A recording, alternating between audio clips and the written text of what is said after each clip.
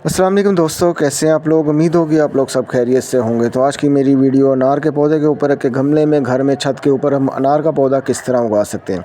अनार के पौधे में सबसे बड़ा जो मसला पेश आता है उसके फ्लावर जो है ड्रॉप हो जाते हैं। तो मैं इसमें आपको ख़ास ऐसी टिप्स बताऊँगा जिससे अनार के जो फ्लावर हैं फल में भी कन्वर्ट होंगे। ऐसी खादें बताऊँगा जो कि अगर आप देते हैं तो फ़ौरन जो अनार का फ्लावर है वो ड्रॉप हो जाते हैं, और ऐसी खादें बताऊँगा जो कि अनार के फ्लावर को फल में कन्वर्ट करते हैं।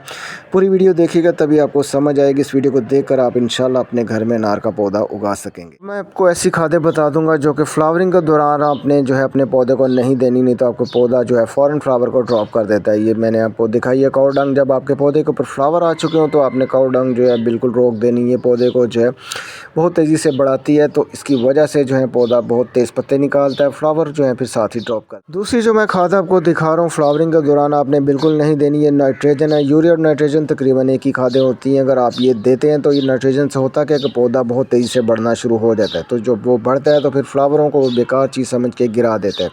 तो फ्लावरिंग के दौरान यानी फ्लावर पौधे के ऊपर आ चुके हों तो आपने नाइट्रोजन यूरिया बिल्कुल नहीं देनी।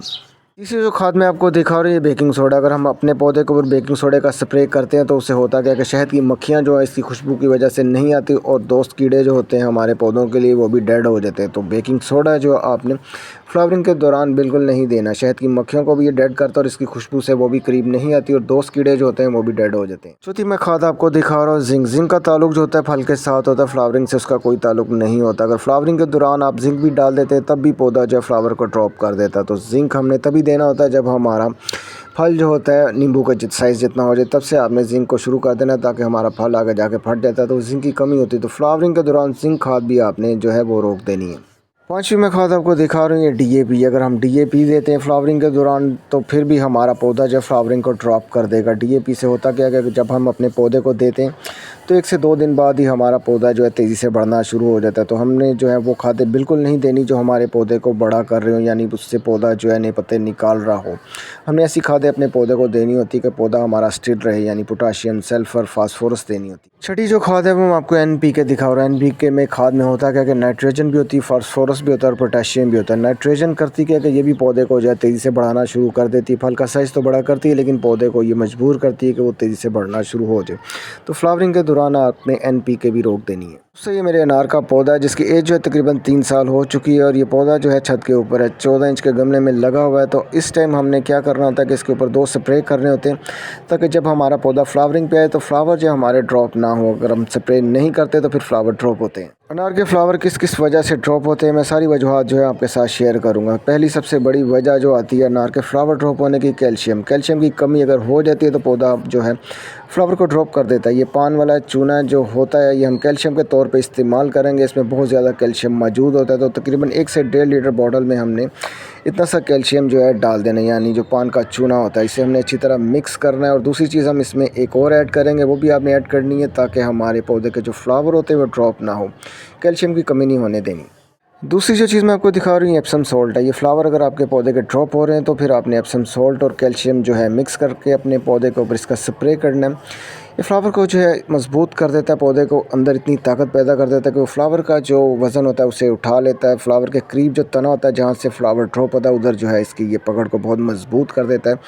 तो इतना सा एप्सम सोल्ट जो है हमने कैल्शियम के साथ मिक्स करके सर्दियों को यानी ख़िज़ां के मौसम में करना है या फ्लावर आने से पहले कर दें तो बहुत अच्छा है। जब भी फ्लावर आने वाले हैं उससे पहले आपने ये स्प्रे करना। दोस्तों जब ख़िज़ां का मौसम आ जाता है तो परफेक्ट टाइम होता है खादें देने का। तो आपने ये फ्लावर आने से पहले जब भी आपका पौधा समझे कि फ्लावरिंग पे आने वाला तो उससे पहले अगर आप ये कैल्शियम और एप्सम सॉल्ट का स्प्रे इसके ऊपर कर देते हो, ये पकड़ जो है मजबूत कर देता है फ्लावरिंग की। फिर फ्लावर है ज़्यादा भी आते हैं और फिर फ्लावर ड्रॉप भी नहीं होते, तो इनकी कमी से फ्लावर ड्रॉप होता है। तो स्प्रे करने के बाद जो है हमारा पौधा फ्लावरिंग पे आ चुका है। अभी स्टार्ट लिया है इसने फ्लावरिंग का, तो मज़ीद जो है फ्लावर इसके ऊपर आते रहेंगे। तो जब फ्लावरिंग पे पौधा आया हुआ तो आपके पौधे के ऊपर जो है 6 से 7 घंटे धूप रहनी चाहिए।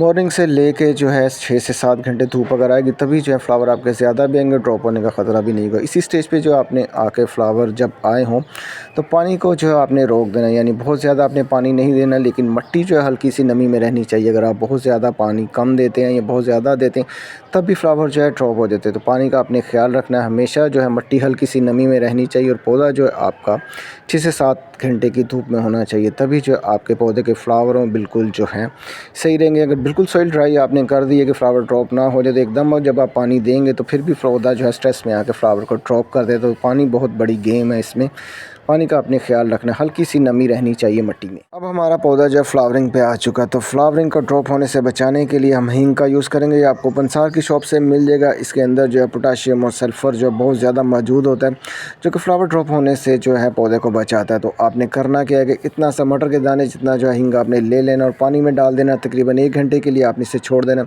अच्छी तरह मिक्स करना। फिर इसका पानी जो हम पौधों में फ्लावरिंग के दौरान डालेंगे।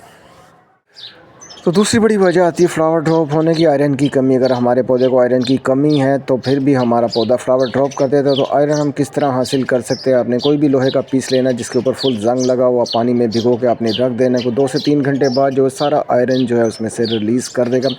ये देख लें, लोहा इसके ऊपर फुल जंग था, अब ये बिल्कुल क्लियर हो चुका है। तो यही पानी हमने जो है वो जो पहले मैंने आपको चीज़ दिखाई है हींग, उसमें दूसरी चीज़ हम ऐड कर देंगे आयरन।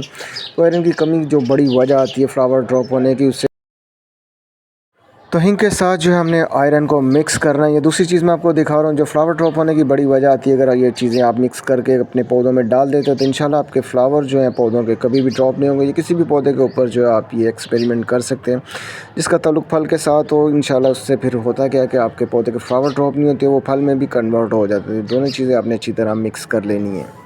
जब भी हमने कोई खाद देनी हो तो उससे पहले हमने अपने पौधे की गोड़ी कर लेनी। गोड़ी से होता क्या है कि एक तो पानी आराम से जड़ों तक पहुंच जाता है और दूसरी चीज़ जो है पौधे को ऑक्सीजन मिलना शुरू हो जाती है, जिससे पौधा जो है स्ट्रेस से बाहर आ जाता है। तो फिर अगर हम देते हैं तो फिर हमारा पौधा जो है फ्लावरिंग को ड्रॉप नहीं करता। तो आपने हमेशा गोड़ी करके ही अपने पौधों को खाद देनी है।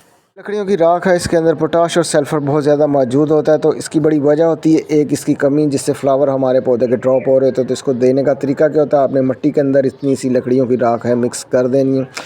तो इससे जो है पोटाश और सल्फ़र हमारे पौधे को जो है मिल जाएगी। जब भी आप पानी देंगे तो ये उसके साथ मिलना शुरू हो जाएगी पौधे को, तो फ्लावर ड्रॉप होने से ये बच जाते हैं। तो जब हमने लकड़ियों की राख डाल देनी तो उसके साथ ही हमने हींग और आयरन वाला पानी जो मैंने आपको बताया वो दे देना। ज़्यादा डोज़ आपने नहीं देनी, इतनी सी डोज़ ही आपने देनी है। अगर आप ज़्यादा डोज़ देते हैं तो पौधा आपका फिर जल भी सकता है।